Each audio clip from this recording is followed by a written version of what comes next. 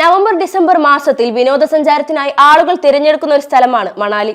നിറയെ മഞ്ഞ് മൂടിക്കിടക്കുന്ന കുന്നുകളും താഴ്വരകളും കാഴ്ചക്കാർക്ക് നല്ലൊരു അനുഭൂതി തന്നെയാണ് നൽകുന്നതും. മണാലിയിൽ മാത്രമല്ല, ഹിമാചൽ പ്രദേശിലും കാശ്മീരിലും മഞ്ഞുവീഴ്ച ശക്തമായിരിക്കുന്ന സമയം കൂടിയാണ് നവംബർ ഡിസംബർ മാസം. താഴ്വരകളും മലമുകളും റോഡുമെല്ലാം മഞ്ഞിൽ മൂടിയിരിക്കുകയാണ്. തികച്ചും കൗതുകം നിറഞ്ഞ ഈ കാഴ്ച വളരെ രസകരമാണെങ്കിലും അത്ര കണ്ട് സുരക്ഷിതമല്ലെന്ന് തെളിയിക്കുന്ന ഒരു വീഡിയോ ആണ് സോഷ്യൽ മീഡിയയിൽ ഇപ്പോൾ വൈറലായിരിക്കുന്നത്.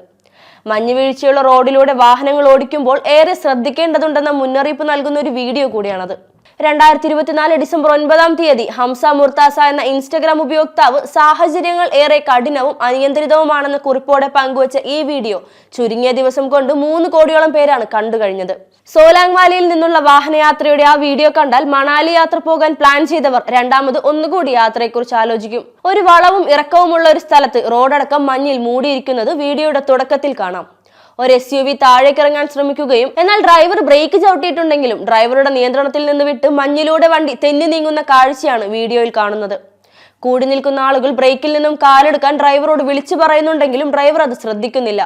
കൂടി നിന്നവരിൽ ഒരാൾ വാഹനത്തിന് പുറകെ ഓടാൻ ശ്രമിക്കുന്നുണ്ടെങ്കിലും നിയന്ത്രണം കിട്ടാതെ തെന്നി വീഴുന്നുണ്ട്. बहुत खतरनाक सिचुएशन है। यहाँ से गाड़ी ना एक बार जो छोड़ रहा है तो सीधा स्लिप होकर गाड़ी वहां तक जाकर रुक रहा है, कहीं बीच में नहीं रुक रहा। ये क्रेटा देखना कैसे स्किप करेगा, बहुत गंदा। ये शिट भाई, ब्रेक मत मारो, ब्रेक छोड़ दो भाई। अरे यार, ब्रेक छोड़ दे भाई। अरे अरे रुको यार, दौड़ के। अरे यार शिट, रुक गया, बच गया। अरे भाई ये गाड़ी ऐसी फंसी पड़ी है, आप देख सकते हो कि थोड़ा बस 1 इंच के फर्क था, वरना सीधा नीचे जाके पता नहीं कहाँ जाता गाड़ी. ഇതുപോലെ മഞ്ഞിൽ തെന്നി നീങ്ങുന്ന മറ്റ് വാഹനങ്ങളും റോഡിൽ നിന്ന് തന്നെ നിയന്ത്രണം കിട്ടാതെ തിരിയുന്നുമുണ്ട്.